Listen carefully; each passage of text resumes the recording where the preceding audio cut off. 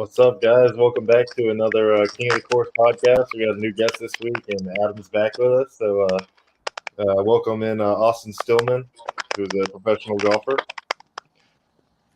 and we're going to be asking him a couple of questions about his background and things that are going on in his life, and just kind of covering golf in general. So, we'll get it started. Austin, why don't you just give us like a background of your golfing journey and like how you started playing golf and everything like that? Start from the beginning. All right. I was pretty much born with a golf club in my hand, but I probably didn't start like playing until I was like 4. Always grew up like going to the range and having fun. My dad wasn't a spectacular golfer, but he was a pretty good am, so he would take me out and, even in the car seat, like as I was a kid, just throw me into the cart and bring me around. And I think that's kind of how I get into it. He used to tell me on Saturday mornings, instead of watching cartoons with him, I'd want to watch golf. So he was like, okay, that was probably a hint for me to get him into it. And it kind of just like the interest level was always there, but it kind of took off, and obviously, played junior golf. Had a decent high school career, played in college. I played for a school called Madonna University. It's a little NAIA school. I followed my high school coach over there, which is kind of what brought me there. But yeah, had a decent go in college as well. Played with some really top tier players, some guys that are on the PGA Tour now. And then, I decided to give it a crack at it and moved down to North Carolina for a little bit, for about 5 years, and played all sorts of mini tours and, certain events. I was also working in the golf business too, which is tough if you're trying to do both. But kind of did that. And then that's kind of what led me to, college led me to my wife. She also played college golf as well. Has way more accolades than I do. Yeah, marry up, boys. Let me tell you. So way more accolades, but once I got married, we decided that we were going to move, and moved out to Denver, Colorado. And now I'm actually the high school coach for Valor Christian, for both the boys and the girls, which has been kind of a fun thing for me and just super rewarding. So now I get to kind of see the other end of things, because I've always loved being a player, but to be a coach is pretty fun. Cool. Mm-hmm. Nice. So what's the biggest difference between college and professional golf that you've noticed? I think in college, you'll notice that guys or girls, they're typically and this is just my opinion, they've learned to score, or maybe they manufactured a swing or things like that, but there's always one thing that they're like really, really good at. And on the PGA Tour, it's more like the opposite. It's only one thing that they might be like not good at. Mm-hmm. And I just think, cause it's not much, they say the difference between the number 1 player in the world and the number 100 player in the world is like extremely marginal. Mm-hmm. I think, Corn Ferry Tour players and college players, I think it's extremely marginal as well. Yeah. But, when you break everything down and you extrapolate that, it might only be one shot around, but over a course of a year, that's a couple hundred shots. You know what I'm saying? So. Mindset wise, like when you're going into those professional events, did you find it more that like you were saying to yourself, okay, I need to go find birdies the round instead of just picking and choosing the holes that give it, the course gives to you? Was there a different like type of pressure going from like college tournaments to pro? 100%. Like for some reason I was wildly delusional in the fact that, when you turn professional, it's like, oh, I'm a pro now, so I'll be good, which is just not the case. Even if you're playing with a lot of the guys that you did in college and they were playing pro too, that can kind of calm you down, which is kind of something that helped me, because you're like, oh yeah, I know how they play and things like that.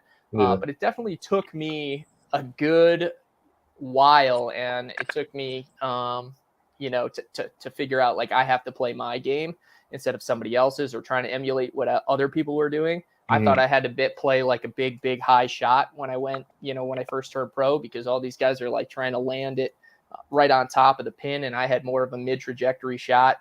But at the end of the day, you kind of have to go with what brought you there instead of trying to change things up. And I see a lot of guys getting lost in the weeds in that aspect. So yeah, for sure. So kind of give us a rundown, like your college team and what your teammates were like in college. My teammates, they're all fantastic guys. We definitely were a land of misfit toys in the fact that there were a lot of coaching changes. Like just around the state, there were a lot of guys moving around. Oakland University had a coaching switch. They always had a phenomenal top golfing program in the state of Michigan, where I grew up. Like Brian Stewart played there, a couple other guys too.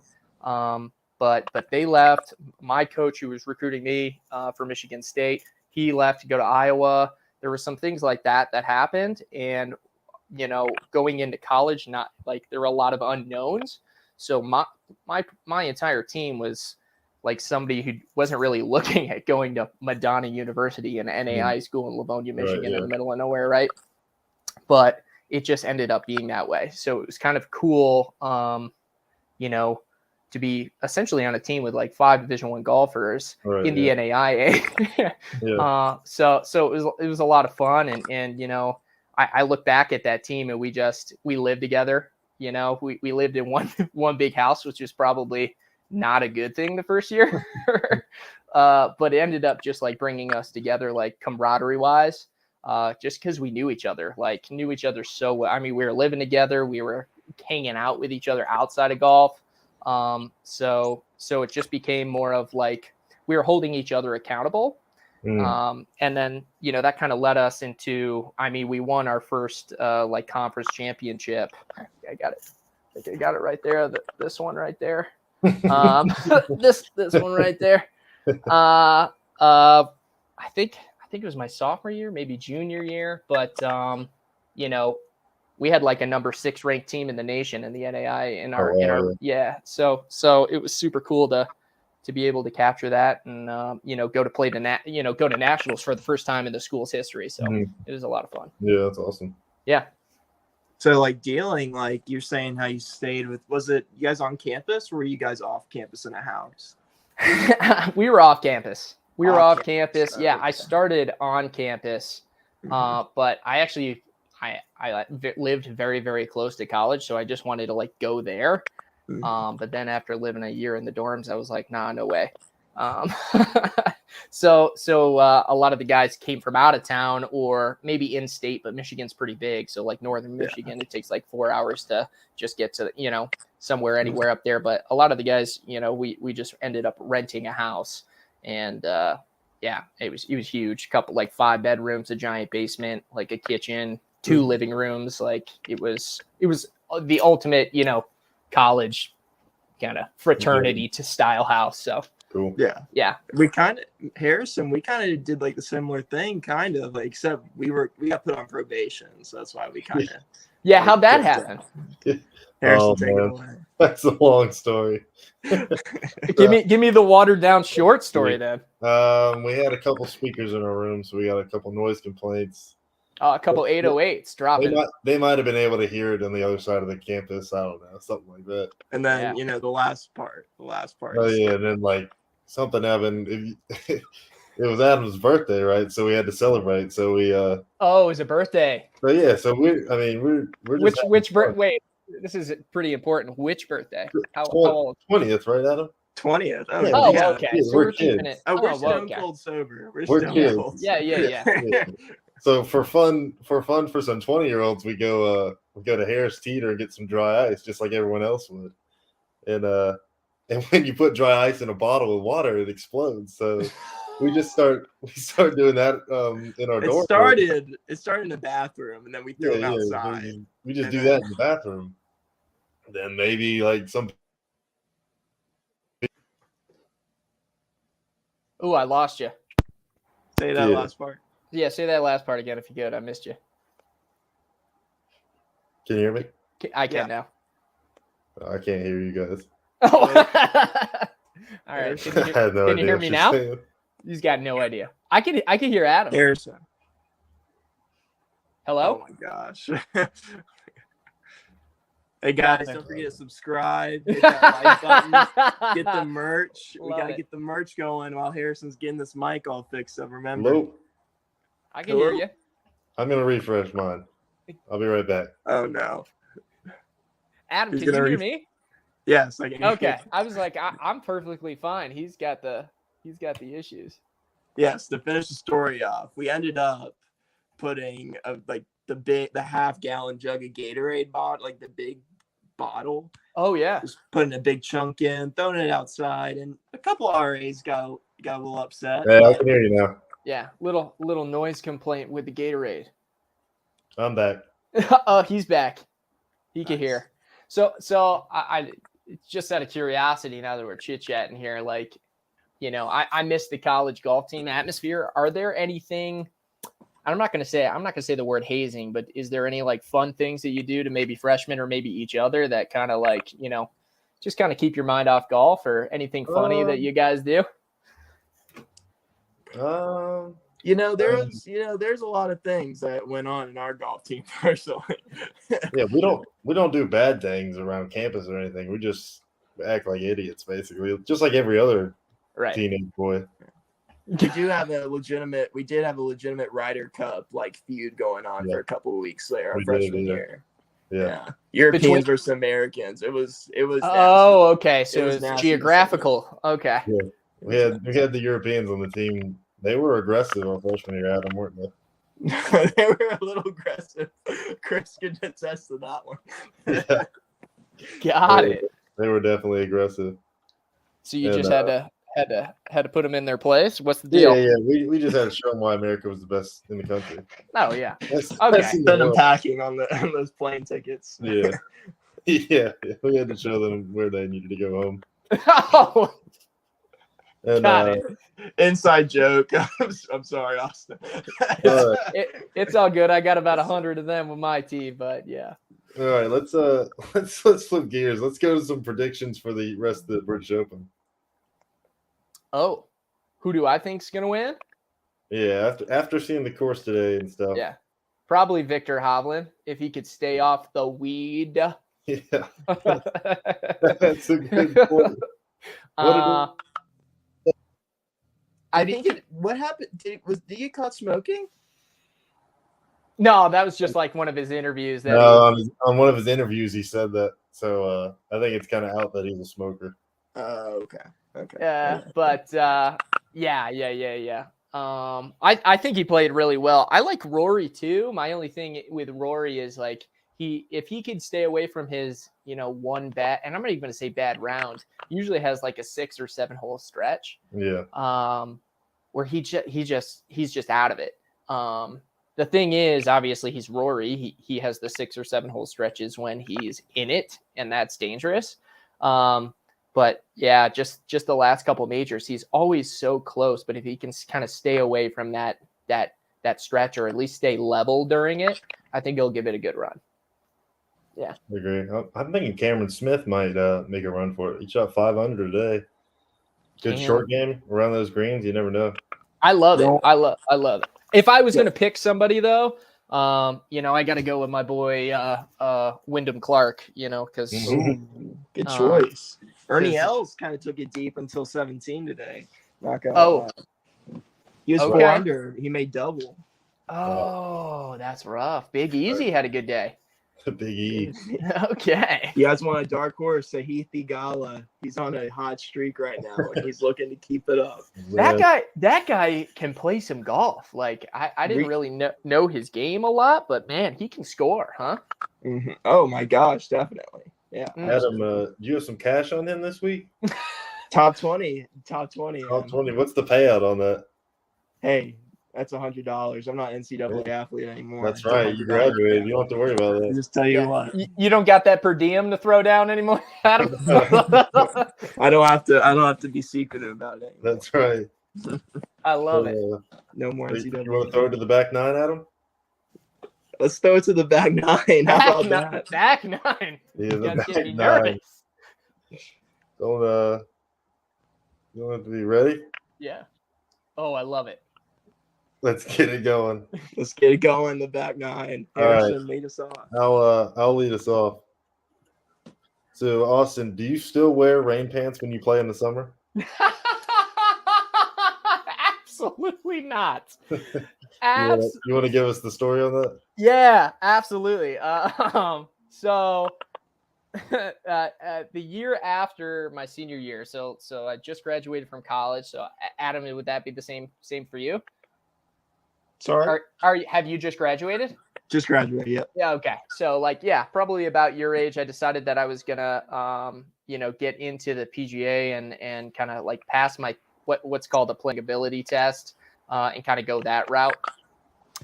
So me and my friends, we actually went up to northern Michigan. I had signed up for the PAT, and I get to the first tee, and I'm in kind of like my college uniform. And I was like, all right, 5 minutes to go. Like, I'm meeting my playing partners, things like that. And then the representative of the PGA comes up to me and he's like, yeah, boy, are you caddying today? I was like, no, man, I'm Austin. I got the 7:36 tee time. And he's like, yeah, man, this is the PGA. You need to be wearing long pants, like playing professionally. And I said, oh, so he's like, I mean, you got 5 minutes to your tee time. Otherwise you're going to get DQ'd. I was like, okay. So he said, you run inside. And I'm like, I'm like you, man. Like I'm not about to drop $80 in the pro shop. Yeah. So I'm asking him, what do I need to do? Like, what can I do to overcome this? Or like, is there any other way than doing this? So he's like, you have to wear long pants, rain pants, or, like slacks. And I was like, what was that? What was that second one? And he was like, rain pants. And dude, like I had rain pants in there that I probably hadn't taken out in like 4 months. They're just like totally wrinkled. I like, like try and unwrinkle them. I throw them on. The thing is, during a PAT, it's a 36 hole, or at least it was. It was like a 36 hole, like target score competition. You're not really playing against anybody. You just have to be under a certain number. So I threw on these rain pants. It's 94 degrees in the middle of July in northern Michigan. I played that first round, and I had lost 7 pounds in the first round. And so I make it through the first round shooting 72, which is even par. And like we have like 15 minutes before we have to literally just go right back out and play the second round. And I think I was like 2 under going in the last 5 holes. And I distinctly remember being like, okay, like I 4-putted a hole because I was just like, okay, I can't do this anymore. I like walked it. I wasn't lag putting. I was just walking up. It wasn't even ready golf. I was like hitting before my partners. Like I was doing whatever I needed to do to get done. But the best part was at the end. That's my other one. That's this certificate right here. So like I ended up winning the event. So when you win, yeah, I ended up winning the event, which was just the best. And I'm down 15 pounds at this point. And, my friends are laughing at me because I'm wearing these, rain pants, and the rep who had just the entire time been looking at me like this jamoke, dude, like this chotch is, no pants. Every time he looked at me, he just gave me like the, shaking his head. Like, I can't believe you didn't wear pants today. And, he calls my name because he didn't know it. He was just like, oh, medalist Austin Stillman, please come up. And I walk up there, and as he's looking at me, he's just like, no way. Like, I have to hand this guy like the trophy or the medal, or I forgot what it was, but he's handing it to me, and we got to like take a picture for the paper. You know what I mean? So like I'm doing this, and he looks at me and he like mouths without saying words. He's like, congratulations, son. Now wear effing pants from now on. And I was like, okay. All right. Did he really say that in the end? Oh yeah. Wow. Oh yeah. He looked at me, and I was like, okay. I mean, he was an older guy. Like, he was like, he wasn't having any of it. Like, but yeah, pretty funny. That's pretty funny. Yeah.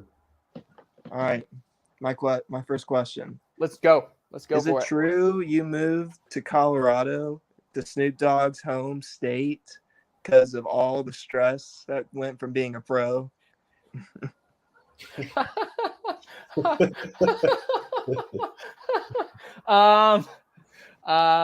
No, that is false. That is false. His high school students are watching right now. That is false. That is false. No, I knew it wasn't, I'm not saying that golf's not stressful. I mean, making 4-footer for a living's not, not stressful. But definitely not why I moved to Colorado, though. Is your wife? Is you have family there? Is your wife from there? No. I do have some family out here, Okay. cousins and things like that. So some friends as well.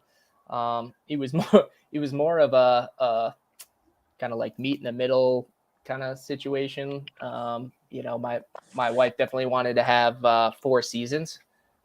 She liked 4 seasons, and I like playing golf all year round, and we looked for a spot that could happen, and oddly enough, Denver's that spot. Awesome. Harrison's told me a lot of good things about that place. So it's pretty sweet. It's pretty sweet. Yep. Yeah. So do you think you could outdrive Bryson DeChambeau if he was at sea level and you were in Colorado? Oh, that's a great question. Oh, 10 balls, average drive. He's swinging out of his shoes. You could swing out of your shoes. Yeah. I bet you it would be close. I bet you'd be real close. I think he still got me, though. I really do. I mean, that dude's beefed up. Although he's hurt right now, like I'll take him this week for sure. Yeah. So, but yeah, that 10% altitude, it sneaks up on people. If you hit at 300, now it's automatic 330 out here. Wow. Yeah. Which is super fun. Yeah, that'd be a lot of fun. Yeah, it's a lot of fun until you get to your wedge game and you're like, okay, all right, I hit this 100, so now I only hit it. All right, 90. Okay, so you gotta do a bunch of math in your head, but yeah. Nice. All right, here we go. Let's go back to your college career. Ooh, let's do it. Speaking, I have a question. This is a 2-parter. Also, it's going to include Harrison. So, Harrison, as your known protege, has been known to get a lot of golf fights on the golf course, specifically in tournaments. Yeah. Did you teach him that? And if so, did you rely on your experience from college fights yourself? Yeah. No, I did not teach him anything of the sort. That's pretty funny though. Although I will say I have been in a college tournament where things got to fisticuffs. I don't know if that's happened anywhere with you guys, but yeah, we had a guy on another team that was accused of cheating, and somebody on our team caught him, and it just like went south the rest of the way.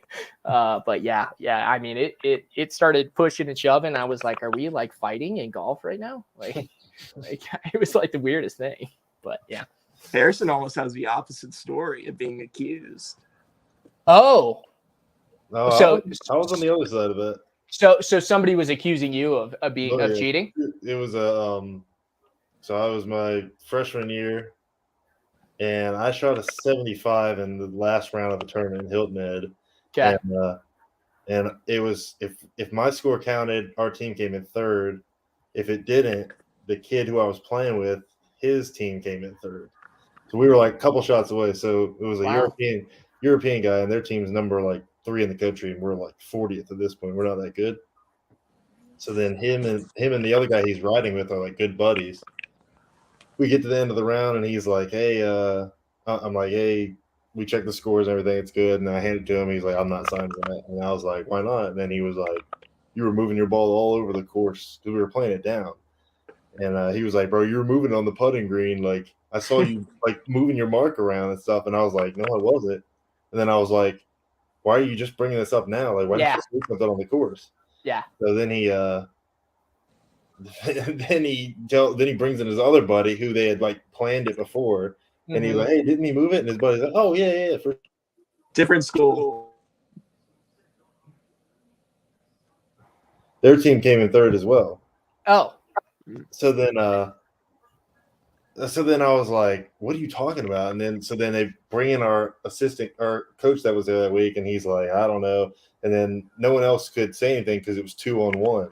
Mhm. and give me an 8-shot penalty. So I shot 83. And 83. You shot 75 and it went to an 83. yeah, so they called the USGA in New Jersey. Had to took like an hour. My dad was there and he was mad. So then I bet. so then after the round, I just went up to the dude in the parking lot and I just confronted him and I was like, I was mad at the time and I was 18 and I was like, that what you did was wrong. Like I'm not a guy that would cheat like that. Yeah, I know that. And I was like, what you did was wrong. And so then this coach came like in between us, and then my team came over, and then they just kind of like had to pull us apart. And now our team and their team don't get along anymore. Yeah. Second altercation for Harrison this freshman year. The That's the first second one was the first Second one, bud. Man. Adam I was didn't- the first one. Yeah. My first round ever in college, I was in the C team at a tournament, and Solid start. yeah, so on the C team. too. Me and Adam man. were both on the C team. So I shot 79 the first round, and then I'm like 6 over through the second round. We're on a par 3, and this dude, it's like a 15th hole. This other guy I'm playing was like 10 over. Adam's watching because he had just finished his round. So I hit my shot on the par 3, and right as I'm hitting, the dude's coach answers a phone call in the background, and he's like, "Hey, what's up?" Like right as I take it back, and then I pulled it way left, so then I turn around and under my breath, I was like, "Dude, are you serious? Like what the heck?" We're walking down the par 3, and this guy on his team grabbed my shoulder. He said, "You talking trash about my coach?"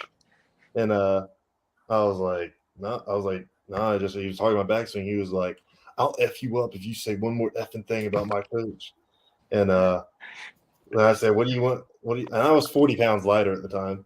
And I was like, "What do you want to do about it?" I like how he mentions that. Yeah, I was 40 pounds later. I'm not 6'6" at the time. He was still hitting at 250. I was like, yeah. So then I was like, "What do you want to do? Like, you want to do something?" Another kid was from Ukraine in our group, so then he comes in, and because this guy's right in my face, and I'm like right up on him. I'm like, "Dude, back off! Like, I didn't say anything mean about your coach. Like, you need to chill out." Then the guy comes over and he's like, "Hey guys, let's just calm down." Yeah. And then the dude that tries to fight me says, "Why don't you get out here, or I'll send you back to Ukraine." And so then we call both the coaches in. They're like, "Oh, you gotta finish the rest of the round. We'll figure it out." So I'm on the green, but I bring a lob wedge in case he comes at me. Oh yeah, I'm holding it over my shoulder. Bring the L wedge.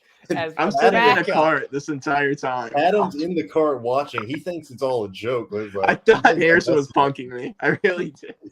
You think he's throwing on like a show? Yeah, I was laughing the entire time. So this guy's on the fringe, duffs it twice, makes triple on the hole, and he's heated. Yeah, on top of everything. Ends up going 8 over for the rest of the round. I chip in on 18 to break 80. The chip in for a 79, and the dude comes up for a handshake, and I walk right past him, and just went into the clubhouse. And then the dude's coach came in and apologized, and he was like, "Oh, it won't happen again." I was like, "Yeah, because we're not going to be playing with you guys anymore." And then I told my coach, and he was like, "Yeah, we're never inviting them back to a tournament." Yeah. That's crazy, man. Yeah. It's just so funny. Like I look back on it, and that's usually always the case when something happens like that. It's like somebody got hit. You're already playing bad, so you're just mad at yourself, let alone at anybody else. I don't know how it gets so heated, but yeah, we've had definitely a couple instances like that. Although I'm not gonna lie to you, Harrison. Like if it were me and you came up and you were like, "Hey, you want to do something?" I'd be like, "No, dog, I'm cool." I'd be like, "No, I'm straight, man." I'd be like totally fine. No I'll sit chance, this one out. Yeah. So you might be, you could speak softly, dude, because nobody's gonna be messing with you, man. Yeah, you're right. All right, I'll send a question. So you're a big Michigan State fan, correct? I am, yes. So Sparty. if you would you win the Masters in exchange for Michigan beating Michigan State in the national championship 10 years in a row? Ooh, so you're saying if I win the Masters, This happens, yeah. this happens? 10 years in a row. Yeah. Oh, I'm taking the Masters though. Okay. I'm taking the Masters. I think, yeah, because you're at that club for life. I get to play in it whenever. Yeah. I think that's good. Man, that's tough though. Yeah. Because right. that's like the worst one to lose to. Hold on, it's about to get worse. The Okay. final back nine question. Okay. Would you marry Tiger Woods, have to do everything he wants in exchange for winning the Masters? Oh, bro, I'd marry Tiger Woods not win the Masters. I don't think you're thinking all this through. dude, I like, dude, that guy. You joking me? Yeah, no doubt, dude. Eldrick. Eldrick, man. No, like that's not even. Yeah, that was pick or choose. That's easy for me, man. Oh, that's funny. Yeah. And what a way to send off the pod.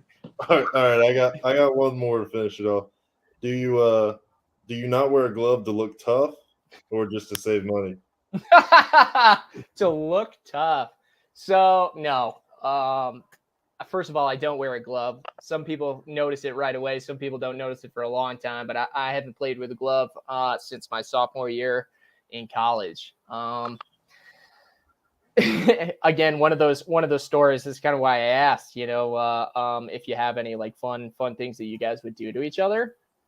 So back when I was a sophomore in college, like smartphones just came out, so like Blackberries and things like that.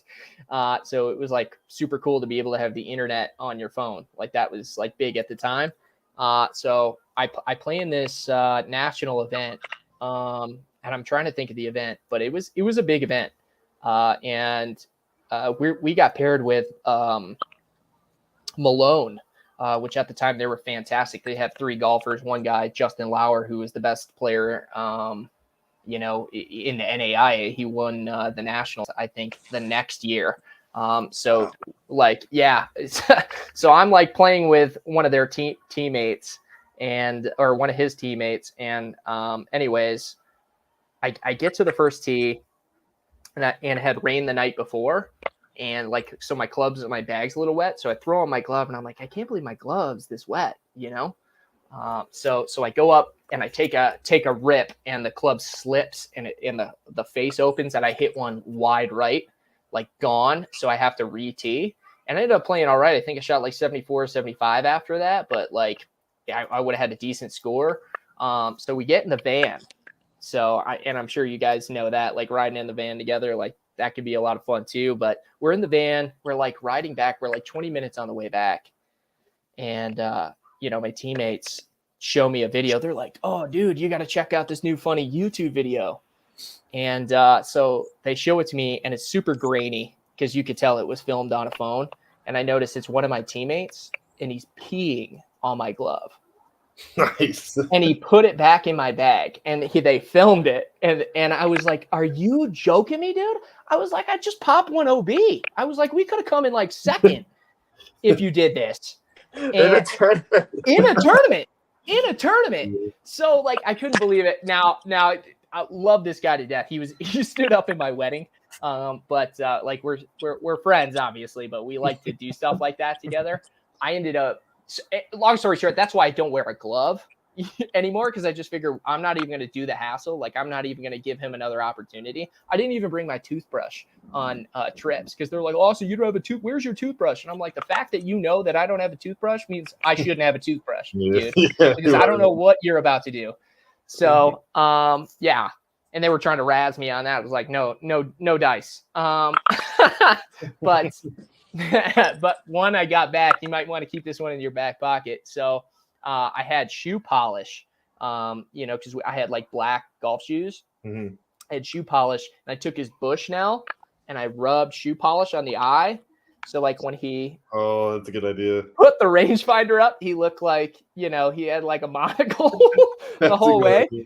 Yeah. So I did that to get back at him. And I told his in a tournament, and I told his playing partners, I was like, hey, you guys heard what he did to me? And they were like, yeah, man, that sucks. And I was like, okay, I did something to him, just don't let him know. And they said that they only got about 3 holes with the thing in his eye or something like that. And they were like, dude, we had to tell him, it was too That's fun. pretty Like low. it was distracting me. And I was like, yeah, that's fine. As long as we got a couple pictures with him, you know, that I could get him back. But yeah. It's pretty funny. So haven't worn a glove since though. So, hey. All right. Yeah. Yeah. Good reason. And thank you so much for being on the pod, Austin. Yeah. For sure, man. For sure. Thanks for having me. I think you guys are doing a good job. I love the questions, man. I think you're great. Anytime. You come back on anytime. Yes, Awesome. sir. All right. Thanks for watching, guys. Go hit the like button and follow and subscribe below, and go check out the link. We'll put that in the bio. And thanks for watching. Take care.